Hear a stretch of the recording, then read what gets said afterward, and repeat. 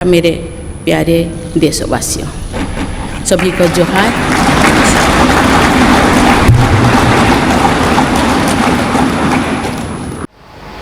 नमस्कार, आप देख रहे हैं देश रोजाना। आदिवासी संस्कृति का एक महत्वपूर्ण शब्द है जोहार, जिसका उच्चारण आज देश के 15वें राष्ट्रपति पद के कार्यभार को संभालने के बाद महामहिम द्रौपदी मुर्मू ने किया। पहली आदिवासी महिला राष्ट्रपति बनी द्रौपदी मुर्मू ने अभिवादन स्वरूप जैसे ही संसद के केंद्रीय कक्ष में जय जोहार कहा, पूरा समाज तालियों की बुलंद आवाज़ों से गुंजायमान उठा। इतिहास के पन्नों में ये नज़ारा, ये आवाज़ें, ये नाम स्वर्णिम अक्षरों में दर्ज होगा और जय जोहार का भविष्य में उच्चारण इन यादगार लम्हों को जीवंत बनाए रखेगा। राष्ट्रपति बनी द्रौपदी मुर्मू ने जय जोहार के साथ सेंट्रल हॉल में मौजूद तमाम अतिथियों का अभिवादन किया और उसके बाद ही गूगल पर सर्च किया जाने लगा ये शब्द। खोजना शुरू हुआ कि आखिर जय जोहार का सही अर्थ होता क्या है।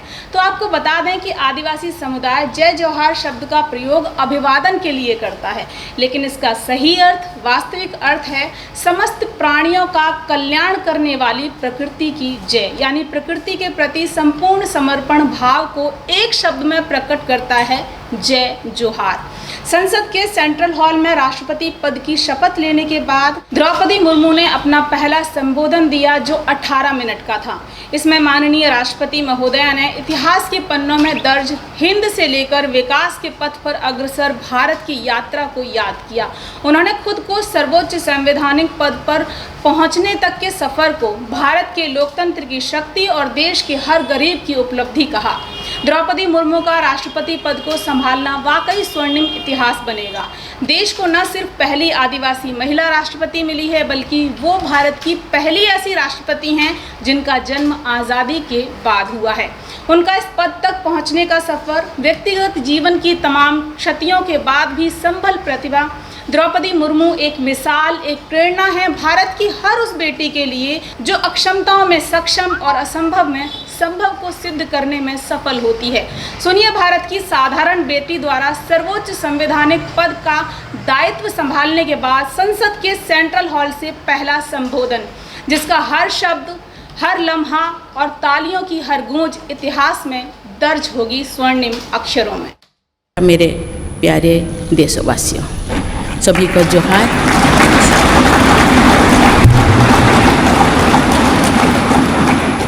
भारत के सर्वोच्च संवैधानिक पद पर निर्वाचित करने के लिए मैं सभी सांसदों और सभी विधानसभा सदस्यों का हार्दिक आभार व्यक्त करती हूँ। आपका मत देश के करोड़ों नागरिकों के विश्वास की अभिव्यक्ति है। मैं भारत के समस्त नागरिकों की आशा, आकांक्षा और अधिकारों की प्रतीक इस पवित्र संसद से सभी देशवासियों का पूरी विनम्रता से अभिनंदन करते हैं।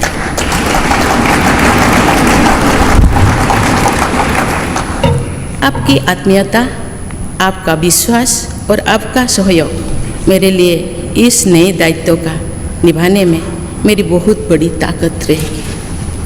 मुझे राष्ट्रपति के रूप में देश ने एक ऐसे महत्वपूर्ण कालखंड में चुना है जब हम अपनी आज़ादी का अमृत महोत्सव मना रहे हैं।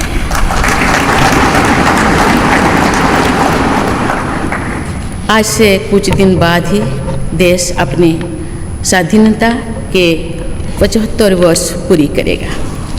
ये भी एक संयोग है कि जब देश अपनी आज़ादी के 50वें वर्ष का पर्व मना रहा था, तभी मेरे राजनीतिक जीवन की शुरुआत हुई थी। और आज आज़ादी के 75वें वर्ष में मुझे ये नया दायित्व मिला है। इस ऐतिहासिक समय में जब भारत अगले 25 वर्षों के विजन को हासिल करने के लिए पूरी ऊर्जा से जुटा हुआ है, मुझे ये जिम्मेदारी मिलना मेरा बहुत बड़ा सौभाग्य है। मैं देश की ऐसी पहली राष्ट्रपति भी हूँ जिसका जन्म आज़ाद भारत में हुआ है। हमारे स्वाधीनता सेनानियों ने आज़ाद हिंदुस्तान के हम नागरिकों से जो अपेक्षाएं की थी उनकी पूर्ति के लिए इस अमृत काल में हमें तेज गति से काम करना होगा। इन 25 वर्षों में अमृतकाल की सिद्धि का रास्ता 2 पटरियों पर आगे बढ़ेगा, सबका प्रयास और सबका कर्तव्य। भारत के उज्जवल भविष्य की नई विकास यात्रा हमें सबके प्रयास से करनी है, कर्तव्य पथ पर चलते हुए करनी ही है। कल यानी 26 जुलाई को कारगिल विजय दिवस भी है। ये दिन भारत की सेनाओं के शौर्य और संयम दोनों का ही प्रतीक है।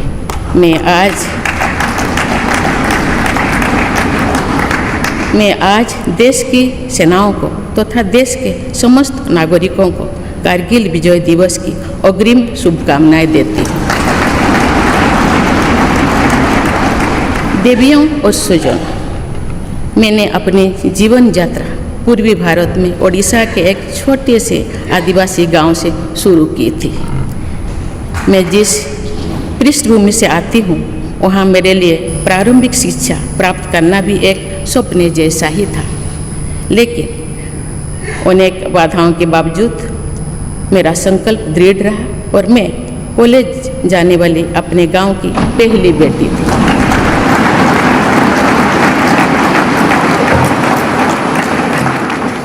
मैं जनजातीय समाज से हूँ और वार्ड काउंसिलर से लेकर भारत के राष्ट्रपति बनने तक का अवसर मुझे मिला है। ये लोकतंत्र की जननी भारतवर्ष की महानता है। ये हमारे लोकतंत्र की ही शक्ति है कि उसमें एक गरीब घर के पैदा होने बेटी, दूर सुदूर आदिवासी क्षेत्र में पैदा हुई बेटी भारत के सर्वोच्च संवैधानिक पद तक पहुंच सकती है। राष्ट्रपति के पद पहुंचना मेरी व्यक्तिगत उपलब्धि नहीं है, ये भारत की प्रत्येक गरीब की उपलब्धि है। मेरा निर्वाचन इस बात का सबूत है कि भारत में गरीब सपने भी देख सकता है और उन्हें पूरा भी कर सकता है।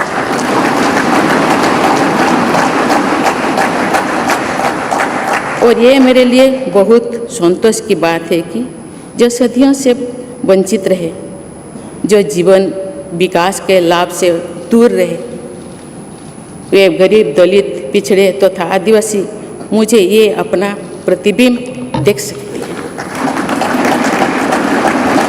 मेरे इस निर्वाचन में देश के गरीब व का आशीर्वाद शामिल है।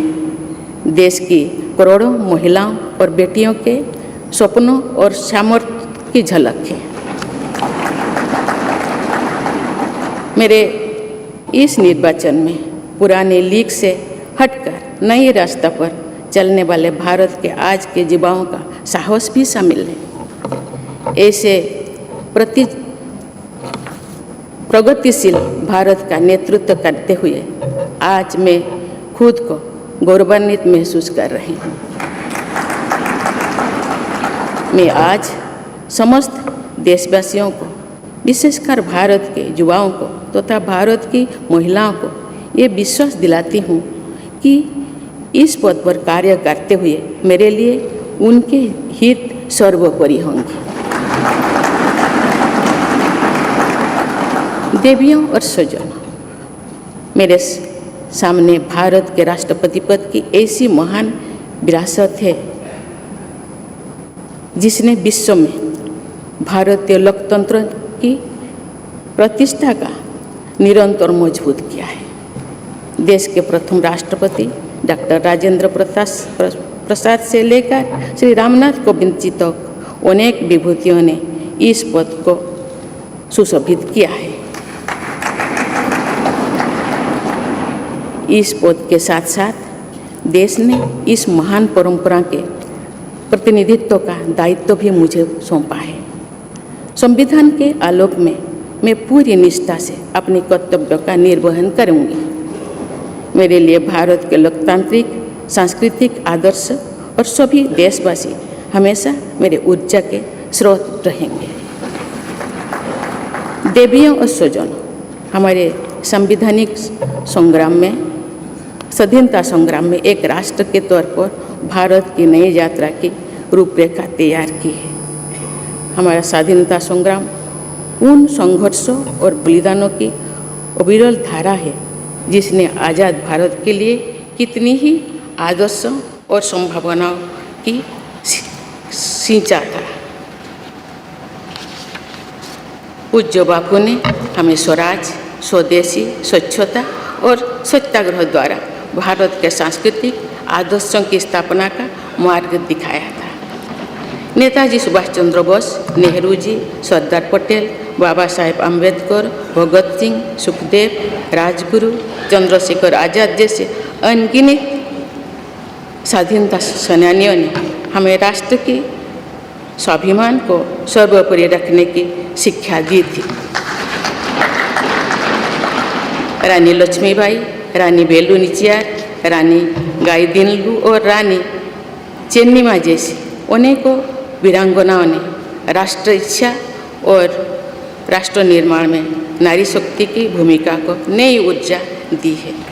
संथाल क्रांति, पाइक क्रांति से लेकर कोल क्रांति और भील क्रांति ने स्वतंत्रता संग्राम में आदिवासी योगदान को और सशक्त किया। सामाजिक उत्थान एवं देश प्रेम के लिए धरती आबा भगवान बिरसा मुंडा जी के बलिदान से हमें प्रेरणा मिली थी। मुझे खुशी है कि आज़ादी की लड़ाई में जनजातीय समुदाय के योगदान को समर्पित अनेक म्यूजियम देश भर में बनवाया जा रहा है। देवियों और स्वजनों, एक संसदीय लोकतंत्र के रूप में 75 वर्ष में भारत ने प्रगति के संकल्प को सहभागिता एवं सर्वसम्मति से आगे बढ़ाया है। विविधताओं से भरे अपने देश में हम अनेक भाषा, धर्म, संप्रदाय, खान पान, रहन सहन, रीति रिवाजों का अपनाते हुए एक भारत श्रेष्ठ भारत के निर्माण में सक्रिय है। आज़ादी के 75वें वर्ष के अवसर पर आया है अमृतकाल। भारत के लिए नए संकल्पों का कालखंड है। आज मैं इस नए युग के स्वागत में अपने देश को नई सोच के साथ तत्पर और तैयार देख रही हूँ। भारत आज हर क्षेत्र में विकास का नया अध्याय जोड़ रहा है। कोरोना महामारी के वैश्विक संकट का सामना करने में भारत ने जिस तरह का सामर्थ्य दिखाया है, उसने पूरे विश्व में भारत की साख बढ़ाया है।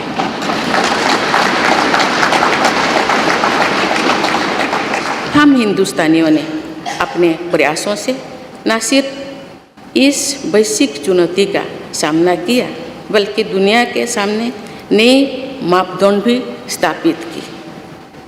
कुछ दिन पहले भारत ने कोरोना वैक्सीन की 200 करोड़ डोज लगाने का कीर्तिमान बनाया है। इस पूरी लड़ाई में भारत के लोगों ने जिस संयम, साहस और सहयोग का परिचय दिया, वो एक समाज के रूप में हमारी बढ़ती हुई शक्ति और संवेदनशीलता का प्रतीक है। भारत ने इन मुश्किल हालात में न केवल खुद को संभाला, बल्कि दुनिया की मदद भी की। कोरोना महामारी से बने माहौल में आज दुनिया भारत को नए विश्वास से देख रही है। दुनिया की आर्थिक स्थिरता के लिए, सप्लाई चेन की सुगमता के लिए और वैश्विक शांति के लिए दुनिया को भारत से बहुत उम्मीदें हैं। आगामी महीनों में भारत अपनी अध्यक्षता में G20 ग्रुप की मेजबानी भी करने जा रही है। इसमें दुनिया के 20 बड़े देश भारत की अध्यक्षता में वैश्विक विषयों पर मंथन करेंगे। मुझे विश्वास है भारत में होने वाले इस मंथन से जो निष्कर्ष और नीतियाँ निर्धारित होंगे उनसे आने वाले दशकों की दिशा तय होगी।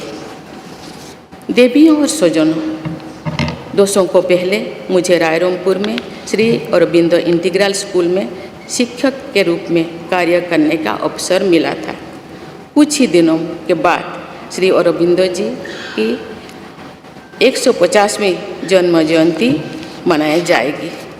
शिक्षा के बारे में श्री अरबिंदो के विचारों ने मुझे निरंतर प्रेरित किया है।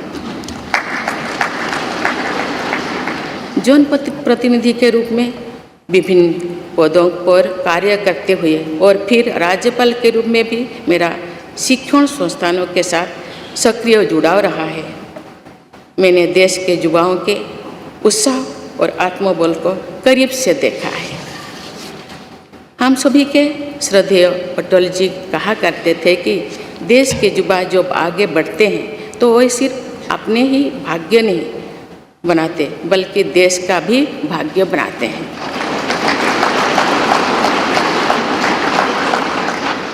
आज हम इसे सोच होते देख रहे हैं। वोकल फॉर लोकल से लेकर डिजिटल इंडिया तक हर क्षेत्र में आगे बढ़ रहा आज का भारत विश्व के साथ कदम से कदम मिलाकर औद्योगिक क्रांति 4.0 के लिए पूरी तरह भारत तैयार है। रिकॉर्ड संख्या में बन रहे स्टार्टअप्स में नए नए इनोवेशंस में दूर सुदूर क्षेत्रों में डिजिटल टेक्नोलॉजी की स्वीकार्यता में भारत के युवाओं की बड़ी भूमिका है। बीती वर्षों में भारत ने जिस तरह महिला सशक्तिकरण के लिए निर्णय लिए हैं, नीतियाँ बनाई गई है, इससे भी देश में एक नई शक्ति का संचार हुआ है। मैं चाहती हूँ कि हमारी सभी बहनें व बेटियाँ अधिक से अधिक सशक्त हो तथा वे देश के हर क्षेत्र में अपना योगदान बढ़ाती रहें। मैं अपने देश के युवाओं से कहना चाहती हूँ कि आप न केवल अपने भविष्य का निर्माण कर रहे हैं बल्कि भविष्य के भारत की नींव भी रख रहे हैं। देश के राष्ट्रपति के तौर पर मेरा हमेशा आपको पूरा सहयोग रहेगा। देवियों और स्वजनों, विकास और प्रगतिशीलता का अर्थ निरंतर आगे बढ़ना होता है, लेकिन साथ ही अपने अतीत का ज्ञान भी उतना ही आवश्यक है। आज जब विश्व सस्टेनेबल प्लानेट की बात कर रहे हैं तो उसमें भारत की प्राचीन परंपराओं, हमारे अतीत की सस्टेनेबल लाइफस्टाइल की भूमिका और बढ़ जाती है। मेरा जन्म तो उस जनजातीय परंपरा से हुआ है जिसने हजारों वर्ष से प्रकृति के साथ तालमेल बनाकर जीवन को आगे बढ़ाया है। मैंने जंगल और जलाशयों के महत्व को अपने जीवन में महसूस किया है। हम प्रकृति से जरूरी संसाधन लेते हैं और उतनी ही श्रद्धा से प्रकृति से सेवा भी करते हैं। यहाँ संवेदनशीलता का आज वैश्विक अनिवार्यता बन गया है। मुझे इस बात की प्रसन्नता है कि भारत पर्यावरण संरक्षण के क्षेत्र में विश्व का मार्गदर्शक बन रहा है। देवियों और स्वजनों, मैंने अपने अब तक के जीवन में जन सेवा में ही जीवन की सार्थकता को अनुभव किया है। श्री जगन्नाथ क्षेत्र के एक प्रख्यात कवि भीम भोई जी की कविता की एक पंक्ति है, मो जीवन पचे नर्क के पड़ी था जगत उद्धार है।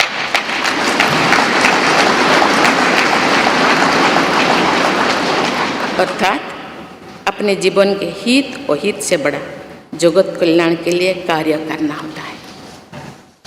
जगत कल्याण की इसी भावना के साथ मैं आप सब के विश्वास पर खरा उतरने के लिए पूरी निष्ठा व लगन से काम करने के लिए सदैव तत्पर रहूँगी। आइए हम सभी एकजुट होकर समर्पित भाव से कर्तव्य पथ पर आगे बढ़े तथा वैभवशाली व आत्मनिर्भर भारत का निर्माण करें। धन्यवाद। जय हिंद, जय